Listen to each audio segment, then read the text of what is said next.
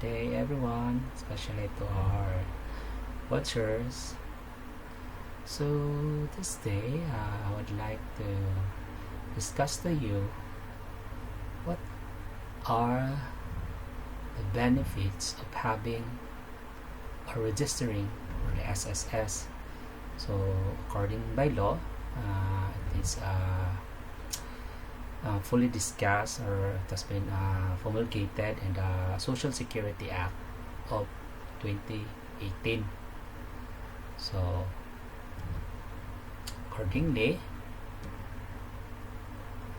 compulsory coverage of employees and their employers. So, employees including domestic workers of kasambahay not over 60 years of age up to the day of his or her 60th birthday.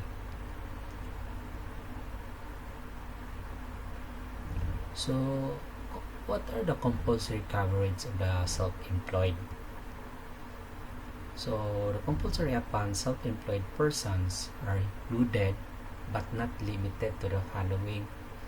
So, these are the qualifications of how among to be a self-employed in coverage of the SSS. So, number one is all self-employed professionals, partners in single proprietors or businesses, actors and actresses, directors, scriptwriters, and news correspondents who do not fall within the definition of the term employee.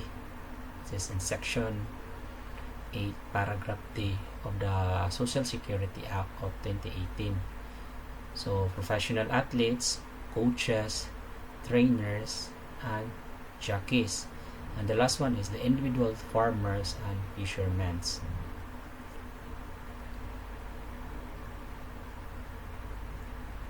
So, what are the voluntary SSS coverage? The following may be covered by the SSS on the voluntary basis: a spouse of a member who devotes full time to managing the household and family affairs but not engaged in other vocation or employment which is subject to compulsory or mandatory coverage. An OFW upon the termination of his or her employment overseas. A covered employee who was separated from the employment who continues to pay his or her contribution. And the last is a self-employed member who realizes no income in any given month who continues to pay his or her contributions. So, compulsory OFW coverage. So, the coverage in SSS shall be compulsory upon all sea-based and land-based OFW, provided they are not over 60 years of age. An OFW refers to a person who is to be engaged or has been engaged in a remunerated activity in a state of which he or she is not a citizen or on board a vessel navigating the foreign seas other than government ship used for military or non-commercial purposes, or an installation located offshore or on the high seas. A person to be engaged in a remunerated activity refers to an applicant worker who has been promised or assured employment overseas. So, an OFW should be allowed to register for initial coverage with the SSS up to the day of his or her 60th birthday. So, let's define what is sea-based OFWs and their manning agencies. So, sea-based OFWs are compulsory members of the SSS. So, please take note of that. Manning agency also are agents of our principals and considered as the employers of sea-based OFWs. They are jointly and severally or solidarily liable with their principal with respect to the civil liabilities incurred for any violation of the Social Security Act of 2018. Manning agency refers to any person, partnership, or corporation duly licensed by the DOLE, or which we called as the Department of Labor and Employment, to engage in the recruitment and placement of seafarers for ships plying international waters and for the related maritime activities.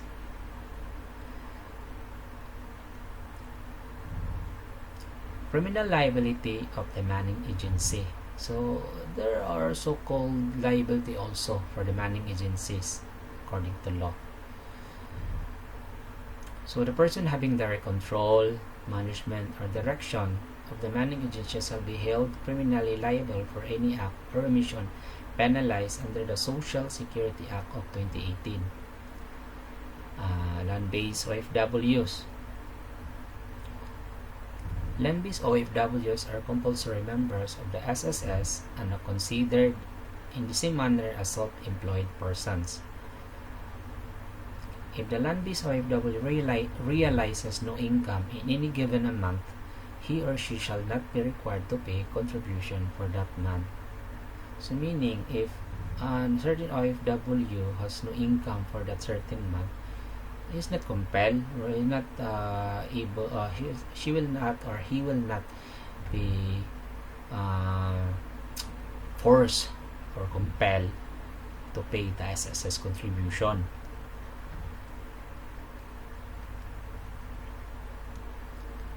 So, what is the voluntary membership upon termination? So, let's take a look for this. It is very, very important.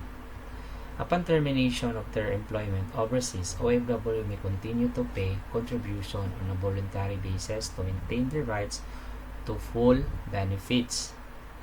So, it means that if a OFW has been in a voluntary aspect, upon termination, he may or he may not continue, but it is in discretion with a certain person. So other overseas Filipinos, let's take a look for this. Filipino permanent migrants, including Filipino immigrant, permanent residents, and naturalized citizens of their host countries, may be covered by the SSS on a voluntary basis. So, effective date of the SS coverage. So, let's say the date for this. The compulsory coverage of the employer. So, compulsory coverage of the employer shall take effect on the first day of his or her operation. Compulsory coverage of the employee. Compulsory coverage of the employee shall take effect on the first day of his or her employment. So this refers to the employee. So compulsory coverage of the self-employed. Compulsory coverage of the self-employed person shall take effect upon his or her registration with the SSS. So registration shall mean payment of his or her first contribution.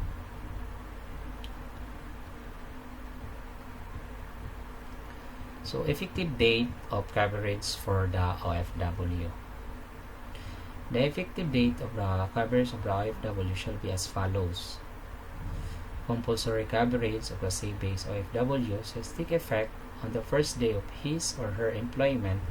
Compulsory coverage of the land-based OFW covered under the BLA shall take effect based on the provision or agreement and its implementing arrangement. The compulsory coverage of the land-based OFW not covered under the BLAs shall take effect on the applicable month and year of the first contribution payment. And the voluntary coverage of land-based overseas Filipino workers shall take effect on the applicable month and year of the first contribution payment. So, what is the effect of the separation from employment? First is the cessation of the employer's obligation to pay the contribution. So, it means that the employer is not deemed to pay the contribution for the employee because he has been separated. So, when an employee under compulsory coverage it is separated from employee, his or her employer's contribution of his or her account, and his or her obligation to pay the contribution of his or her employer shall cease at the end of the month of separation. So this basically means that if a certain employee is being separated from a company or from his or her employer, so basically the employer is deemed to stop the contribution for the SSS contribution for his or her employees. So voluntary membership upon separation. So the separated employee may continue to pay his or her contribution voluntarily to maintain his or her right to full benefits. So this time, once a separated member can continue voluntarily, di ba? So according to the law, to maintain his or her right to full benefit of what the SSS can benefits he may have.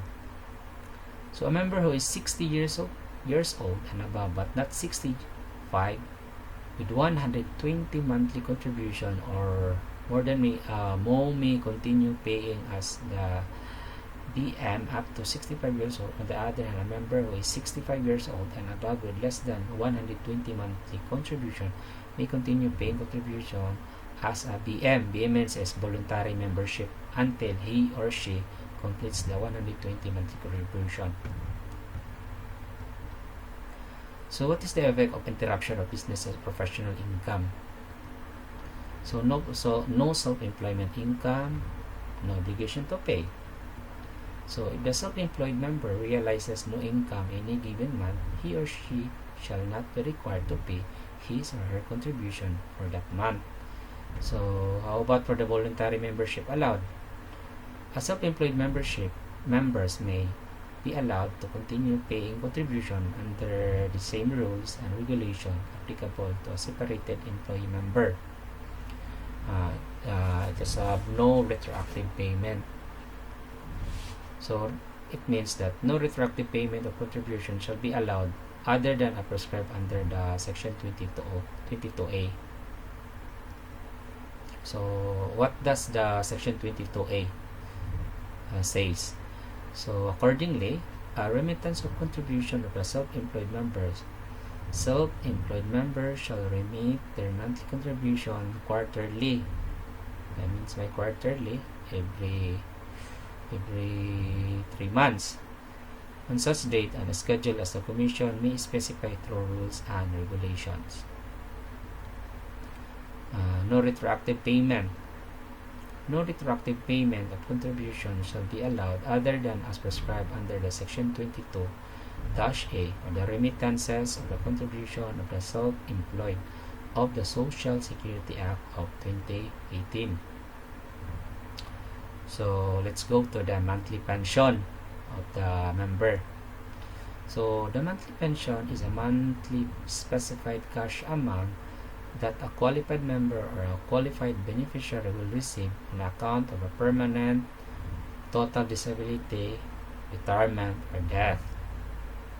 So amount of monthly pension. The monthly pension shall be the highest of, for example, for the retirement, 1,200 pesos if it was at least 10 calendar years, 2,400 pesos if with at least 20 calendar years. For death or disability benefit, 1,000 pesos if it was less than 10 years, 1,200 pesos if with at least 10 calendar years, or 2,400 pesos if with at least 20 calendar years. So provided that the monthly pension shall not be paid in the total amount of less than 60 months. 60 months. So this section 3 stipulated in the in the SSS Act, pension increase. So this talks about the pension increase. So the Commission, upon determination of the actuarial soundness of the funds of the SSS may provide pension to increase other than the amounts specified in the Social Security Act of 2018. So there's also additional benefit allowance. So let's see for this.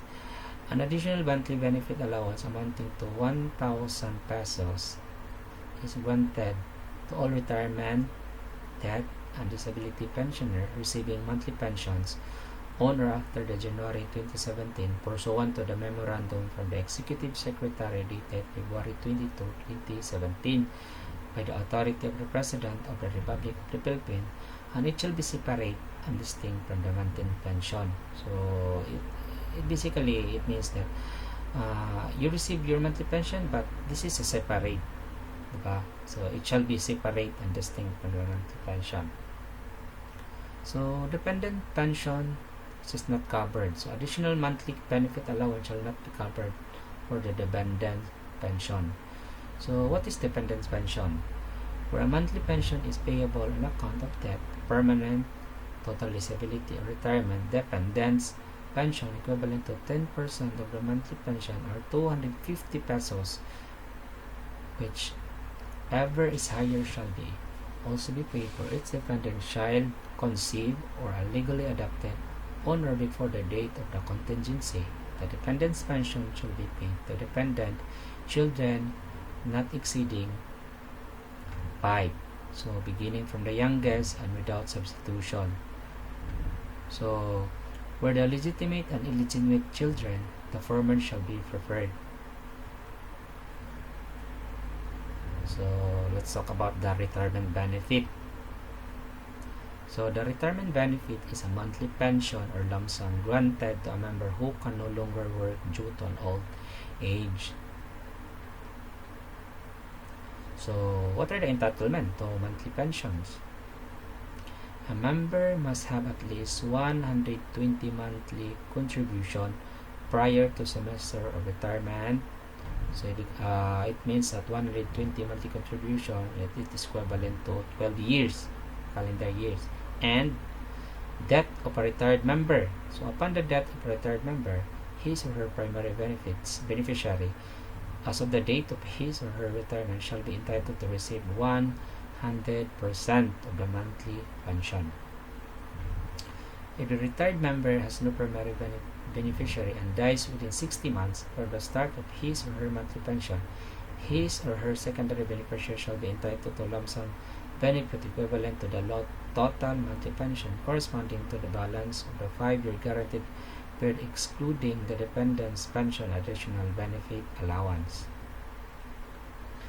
If there are no primary and secondary beneficiary, the lump sum payment in the amount specified in the preceding paragraph shall form part of his or her estate and shall be paid to his or her legal heirs in accordance with the law of succession. So this is another law talking about the succession, and it is talking about the, in Tagalog, pamana. So primary beneficiary after the date of retirement shall be entitled to that benefit subject to the prescribed rules and regulations issued by the Commission.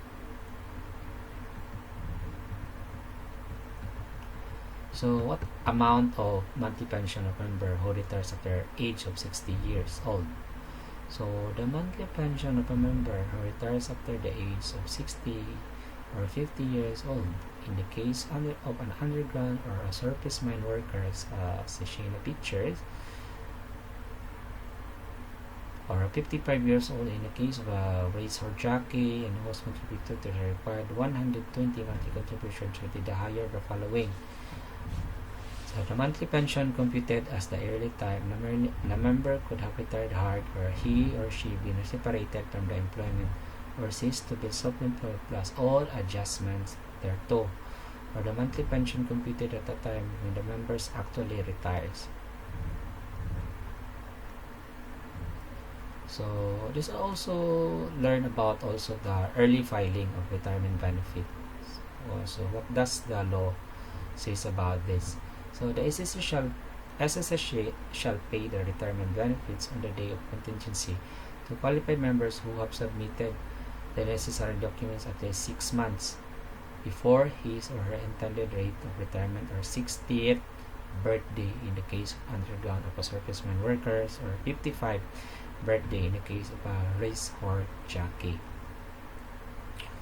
So that benefits, what are the benefits or may receive in a death benefit. So the death benefit is a cash benefit either in a monthly pension or lump sum paid to a beneficiary or of a deceased member.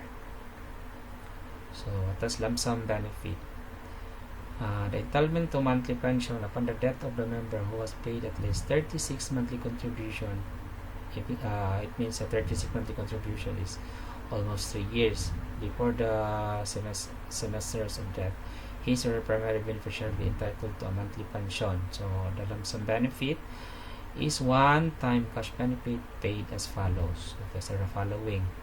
If the deceased member has paid at least 36 monthly contribution before the semester of death, has no primary beneficiary, his or her secondary beneficiary shall be entitled to a lump sum benefit equivalent to 36 times the monthly pension. If the deceased member has paid less than 36 monthly contribution before the semesters of death, his or her primary beneficiaries, or in the absence thereof, the secondary beneficiary shall be entitled to a lump sum amount equivalent to the higher of the following. So the monthly pension times the number of monthly contribution paid prior to the semester of date are 12 times the monthly pension. So let's talk about what is the primary and secondary beneficiary, by the way. So primary beneficiary, those are the legal spouse and his children, illegitimate and legitimated. On the other hand, the secondary beneficiary are his or her parents or her siblings. Okay, so let's proceed. The law also talks about the 13th month pension. So a retired member is entitled to a 13th month pension equivalent to the amount of the monthly pension due and additional benefit allowance payable every month of December of the applicable year. So the permanent disability benefit, let's talk about this. So the permanent disability benefit is a cash benefit, granted to a member who becomes permanently disabled either partially or totally. So first we will talk about the permanent total disability. So the following disability shall be deemed permanent total. So complete loss sight of both eyes, yung dalawang mata nawala, loss of 2 limbs at or above the ankle of wrist, permanent complete paralysis of 2 limbs, brain injury resulting to incurable imbecility or insanity, and in such cases as determined and approved by the SSS or the Commission. So what would be happen if the suspension of the monthly benefits? So the monthly benefits of the primary beneficiary who, upon the notice by the SS fails to report or present oneself to interview or throughout other verification process shall be suspended. So another disability is the permanent partial disability. If disability is permanent partial and such disability occurs after 36 months contribution and pay prior to the semester of the disability, the benefit shall be the monthly pension for the permanent total disability payable not longer than the period designated in a schedule provided. So please take note of this. There is a corresponding number of months for payment allowed. So the entitlement to monthly pension. So the disabled members is entitled to a monthly pension if he or she has been paid at least 36 monthly contribution prior to this semester of disability. So it means that at least he contributed 36 months monthly contribution prior. So it means that before his disability occurred. So in case of permanent partial disability, the monthly pension benefit shall be given in a lump sum if it is payable at least 12 months. So what would be the lump sum benefit for the members who have not met the 36 monthly contribution prior to the semester of the disability? A lump sum disability benefit is granted. For permanent total disability, the lump sum disability benefit shall be the higher of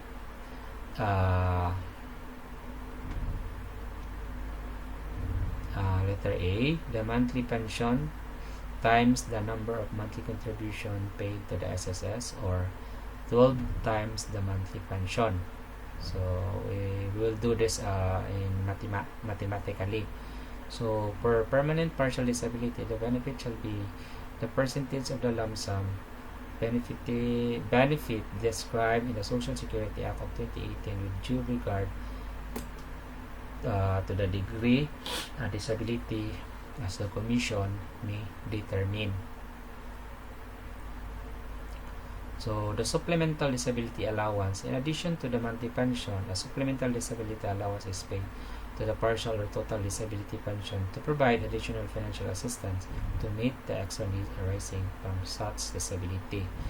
So the 13-month pension, a permanent disability pensioner is entitled to a 13-month pension equivalent to the amount of the monthly pension due an additional benefit allowance, which is payable every month of December of the applicable year. So, whom deemed to paid contribution. So, for the purpose of educating retirements, death, and permanent total disability pension benefits, contribution shall be deemed paid for the months during which members should receive partial disability pension, provided that such contribution shall be based on the last contribution prior to disability. So, suspension of monthly benefits. The monthly benefit shall be suspended upon the following reasons. First is re-employment or resumption of self-employment. So it means that a certain employee, SSS member has been employed or re-employed. Second, recovery from permanent total disability. Means that the member has been has been cured or recovered from his permanent total disability. So the third is failure to report or present oneself for examination at least once a year upon notice by the SSS. So there are times also that SSS required you to report or present oneself for examination if you are then qualified or not, so that you will not be your monthly benefits will not be suspended. So let's talk about first the re-employment or resumption of self-employed recovery. So from permanent total disability. So a member who has received a lump sum benefit for permanent total disability is re-employed or has resumed self-employment not earlier than 1 year from the date of disability shall again be subject to compulsory coverage and shall be considered a new member. A permanent total disability pensioner who was granted to the benefit for more than 60 months and has recovered from such disability shall not be entitled to another 60-month guaranteed pension payment per retirement benefit. The 60-month guaranteed pension payment is granted only once. Death of the permanent total disability pensioner. Upon the death of the permanent total disability pensioner, the following rules shall apply. First is the primary beneficiary as the date of disability shall be entitled to 100% of the monthly pension. If the permanent total disability pensioner has no primary beneficiary and dies within 60 months from the start of the monthly pension, the secondary beneficiary shall be entitled to a lump sum benefits equivalent to the total monthly pension corresponding to the balance kung 5 years guaranteed period, excluding to the dependents pension, additional benefit allowance, and supplemental disability allowance. And if there are no primary and secondary beneficiary, the lump sum benefits specified in the immediate preceding paragraph shall form part of his or estate or shall be paid to his legal heirs in accordance with the law of succession. So there are instances also that member or SS member is no what we call this, primary and secondary. So according by law, the lump sum benefit can be specified to the immediate preceding paragraph. So it means it can be given to his or her estate for years and shall be paid in accordance with law, especially for succession. So the retirement of death or permanent partial disability. So let's define this for more further clarification. So pensioner, the disability pension shall cease upon retirement or death of a member who is on partial disability pension. Prescriptive period for filing disability claims. So application for disability benefits claim shall be filed within 10 years from the date of the occurrence of disability. So funeral benefits. So there are also benefits as a SSS member. You can also call the person in charge who pay for the funeral can also receive this benefit. So what does this mean? The funeral benefit is intended to help defray the cost of funeral expenses upon the death of a member, including permanent total disabled retired member. So another benefit is the sickness benefit. So it is a daily cash allowance paid by employer to the member who is unable to work due to sickness or injury for each day or compensable confinement or a fraction thereof, or by SSS. Such person is unemployed or the self-employed or FW, voluntary members who have been previously covered either as employed, self-employed, IFW, and NW spouse.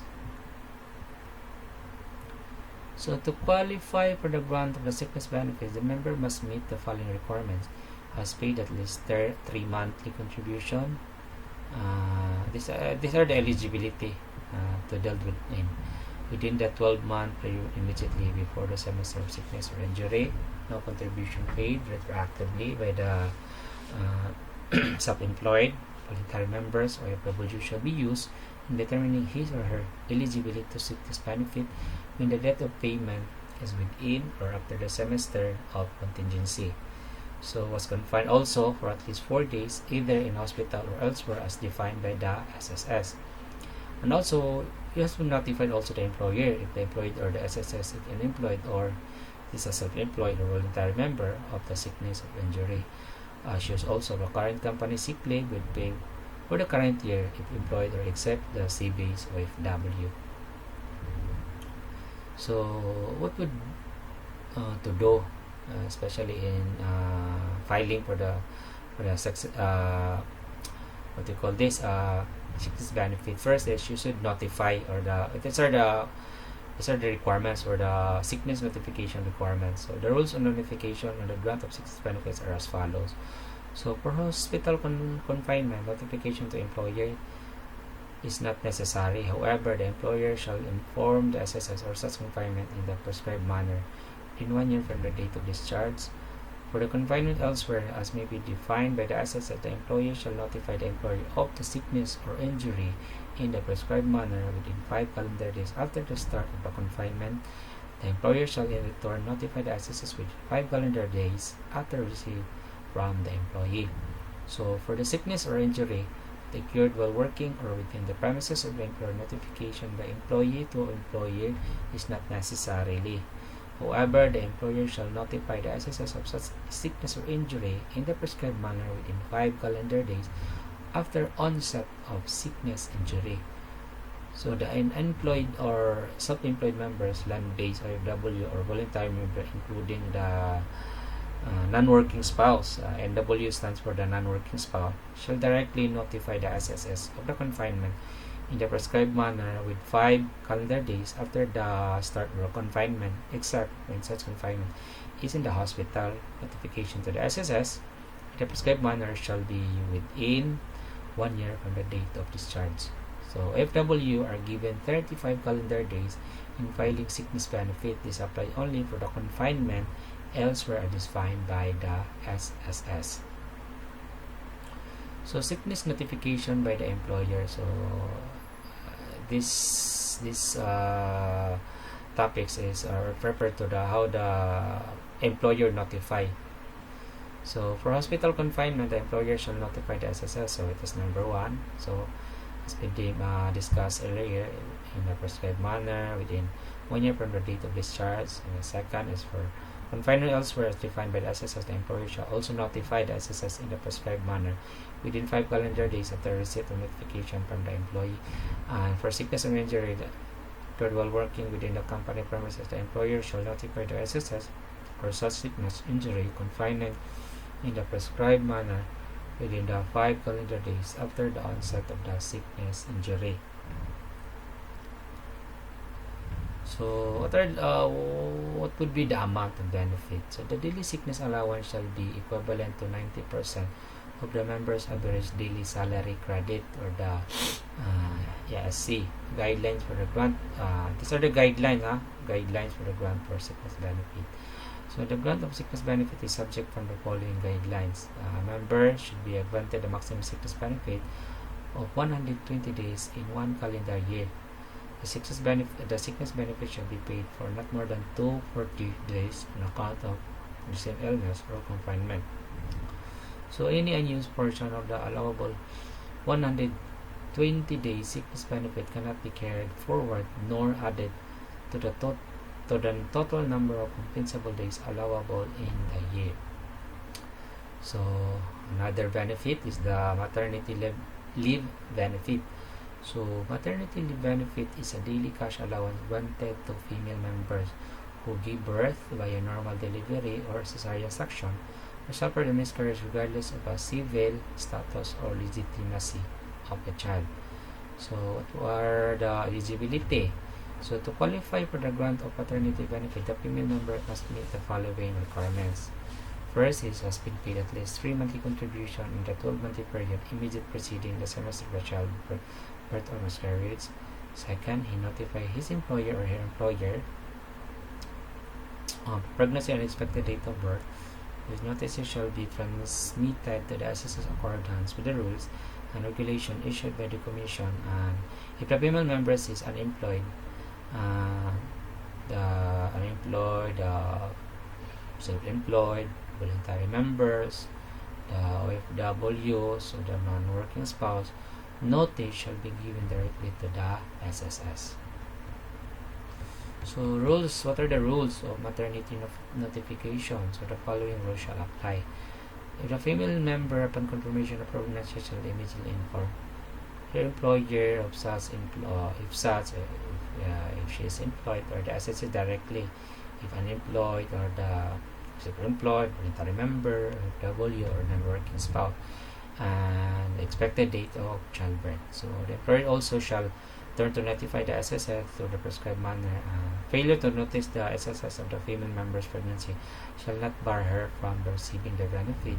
He has been confined to hospital, lying in clinics, birthing facility, duly licensed by the DOH or the Department of Health for delivery or completion of miscarriage, deletion by curettage, or expulsion of the fetus. So, what are the amount of maternity benefits? So, the daily maternity leave cash allowance shall be equivalent to 100% of the ADCSC, shall be paid for the compensable period of 60 days for the normal delivery miscarriage, or 78 days for the cesarean delivery.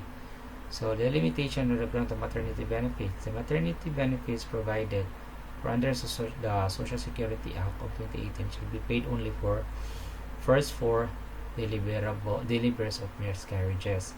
The payment of the daily maternity benefit shall be a bar to the recovery of sickness benefits under the Social Security Act of 2018, or the same period for which daily maternity benefits has been received. So, liabilities upon employers.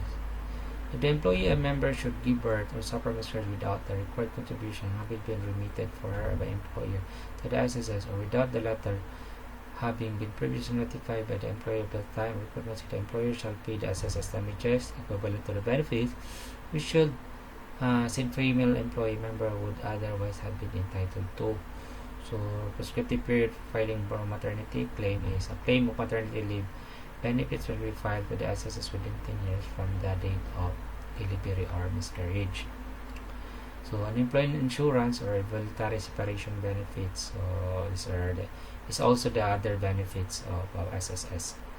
So the employment insurance or involuntary separation benefit is a monthly cash payment equivalent to 50% of the EMSC for a maximum of 2 months, subject to the rules and regulation that Commission may prescribe. So what are the eligibilities? So to grant the employment insurance or involuntary separation benefit, it may be availed by members subject to the following condition: not over 60 years old at the time of involuntary separation, except in the case of underground workers, of servicemen workers. This is thoroughly discussed in the Republic Act number 10757. Not over 50 years of age, or in the case of racehorse jockey, under the Republic Act 10789, not over 55 years of age. Has it also been paid at least 36-month contribution, 12 months of which should be in 18-month period immediate preceding the unemployment or involuntary separation. So involuntary separated from employment provided that such separation did not arise from the fault of the negligence of the employee, which are attributed to any but not limited to the following: negligence of employee, and which may be attributed to but not limited to the following: so installation of labor devices, redundancy, retrenchment of weapon loss, closure or cessation of operation, or disease or illnesses. So what is the limitation? A covered employee involuntary employed can only claim an employment benefit once every 3 years, starting from the date of involuntary separation or unemployment. So overlapping benefits: in the case of concurrence of 2 or more contingencies within the same compensable period, only the highest benefit shall be paid. So prescriptive period for filing on employment insurance or involuntary separation benefit claims.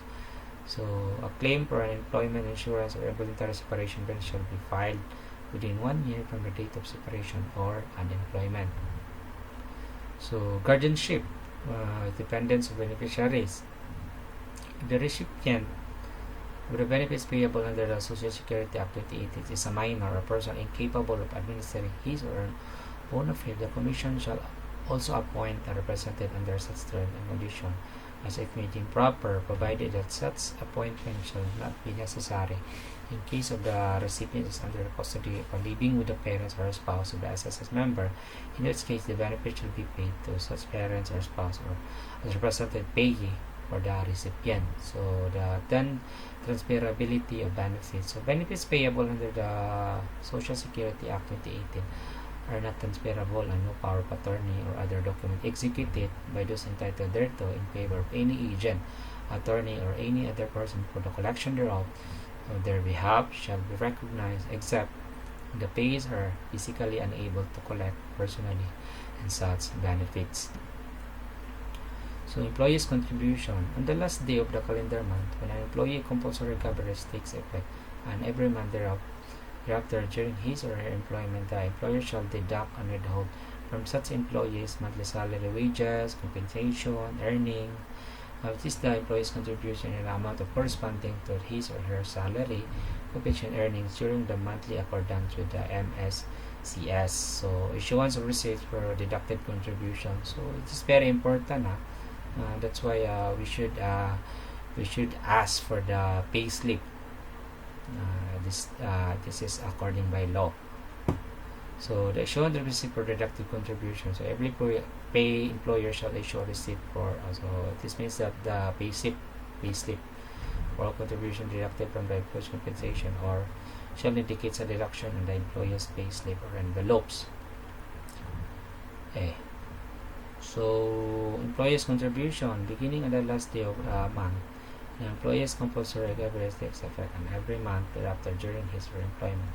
His or her employer shall pay with respect to such employee shall acquire contribution in accordance with the schedule and rate of contribution as may be determined and fixed by Commission in accordance with the Social Security Act of 2018. So deduction of employer shares from the employee's compensation. So notwithstanding any contract to the contrary, an employer shall not deduct directly or indirectly from the compensation of his or her employees covered by the SSS or otherwise recover from them the employer's contribution with respect to such employees. So submission of a quarterly collection list. So the remittance of the contribution by the employer shall be supported by a quarterly collection list such as the SSS form R3 to be submitted to the SSS at the end of the calendar quarter indicating the following. So this seems to be this is for the employer. It is accordingly. So for the self-employed contribution, the contribution of the SSS of self-employed members shall be fixed and determined in accordance with the schedule and rate of contribution as may be fixed by commission in accordance with the Social Security Act of 2018. So the monthly compensation of self-employed is earnings declared by the self-employed members at the time of his or her resignation. This is where the SSS shall be considered as his or her monthly compensation, and he shall be paid both the employee and employee's contribution. So remittance of contribution, the contribution imposed under the Social Security Act of 2018, so the remitted to the SSS with the first 10 days of each calendar month following the month of which they are applicable within such time as commission may prescribe. So it is no retroactive payment. Remember, no retroactive payment contribution shall be allowed except as provided in Section 22A of the Social Security Act of 2018 and this rule. So also it talks about the duty of an employer. It is a duty of an employer to report its employees for SSS coverage, and it is liable for failure to do so. So there's also just remember that an employer always have a liability when the contribution has not been submitted to the SSS or contributed to the SSS. So duty to the report names, ages, civil status, occupation, salaries, and dependents. So this slides talks about what are the duties of the employers for the benefits for the SSS. So each employer shall immediately report the SSS the name, age, civil status, occupation, salaries, and dependent of all his or her employees who are subject to compulsory SSS coverage. So employer's liability for failure to report employee in time if the employee subject to compulsory coverage dies or becomes sick or disabled, reaches about 60 without the SSS having previously received any report or written communication about him or his or her employee, the said employer shall pay for the SSS damages. Please take note with this. The said employer shall pay for the SSS damages, which is equivalent to the benefit of the such employee member who would have been entitled, and his or her name will be reported on time by the employer to the SSS. So employer's liability to pay damages in case of pension benefit, the employer shall be liable to pay the SSS damages equivalent to the accumulated pension due as the date of settlement of the claim to 5 years pension, which is higher, including dependent pension. Employers relieved from liability to pay damages if the contingency occurs within 30 days from the date of employment. The employer shall be relieved of his liability for damages. So subsidiary liability with an independent contractor. So any person or entity engaging to the services of the independent contractor shall be subsidiarily liable in such contractor for any civil liability incurred by the latter under the Social Security Act of 2018. So the same person or entity engaging the services of independent contractor shall require such contractor to post a surety bond to guarantee the payable of the workers' benefits. So that's all. Thank you for listening. Please like, you also share for the benefit of us Filipinos, so that we will be more educated how important the SS is for our lives, especially for our future, for our beneficiaries. So that's all in my slides. Thank you for listening. Thank you. God bless. Bye bye.